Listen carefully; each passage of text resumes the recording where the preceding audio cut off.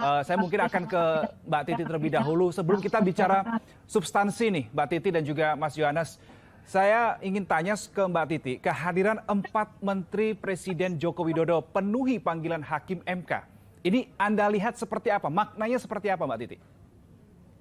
Ya, ini kan berkaitan dengan substansi permohonan paslon nomor 1 dan nomor 3 yang banyak di dalam permohonannya mengulas soal penggunaan program bantuan sosial yang memberikan insentif elektoral kepada pasangan calon nomor 2 ya, terutama melalui aktivitas Presiden Joko Widodo yang diklaim aktif turun ke daerah untuk mendistribusikan bansos. Dan itu tidak lepas juga dilatar belakangi misalnya oleh adanya pernyataan Menteri Perdagangan bahwa bansos itu berasal dari Presiden Jokowi, menyampaikan terima kasih kepada Presiden Jokowi, dan jangan lupa ini dikaitkan dengan keberadaan Gibran Rakabuming Raka, putra Presiden Joko Widodo yang juga menjadi wakil presiden.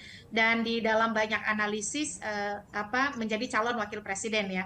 Dan di dalam banyak analisis kan disebut bahwa keberadaan Presiden Joko Widodo dengan approval rating atau persepsi kinerja yang baik di masyarakat juga itu dianggap memberikan dampak elektoral karena diklaim bahwa pasangan calon nomor 2 adalah pasangan calon yang didukung oleh Presiden Joko Widodo. Jadi saya kira itu bagian dari rangkaian yang ingin dibuat terang oleh Majelis Hakim Mahkamah Konstitusi, dan Majelis Hakim menganggap penting dalil itu untuk dilakukan pendalaman di dalam sebuah proses pembuktian. Itu yang pertama tentu saja Mas Reno. Yang dan kedua, ini menandakan bahwa Mahkamah Konstitusi serius di dalam merespon persoalan yang pendekatannya itu kualitatif. Jadi bukan hanya kuantitatif angka-angka.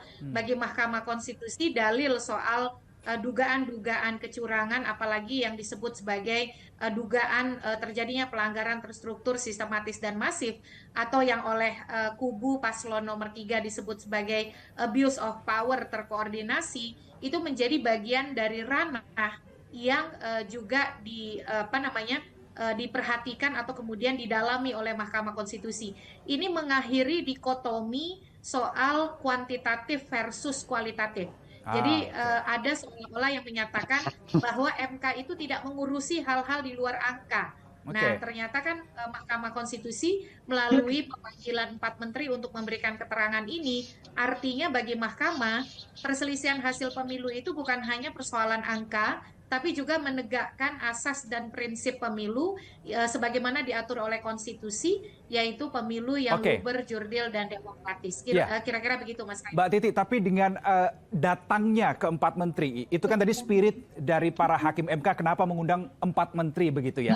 Tapi yang ingin saya dalami lagi adalah ketika ke-4 menteri ini hadir di ruang sidang Mahkamah Konstitusi sebagai saksi tanggal 5 April 2024, ini apa yang bisa kita maknai dari perspektif pemerintah ini? Apakah bisa dimaknai mereka mendukung dengan berjalannya sidang di Mahkamah Konstitusi, atau seperti apa maknanya, Mbak Titi?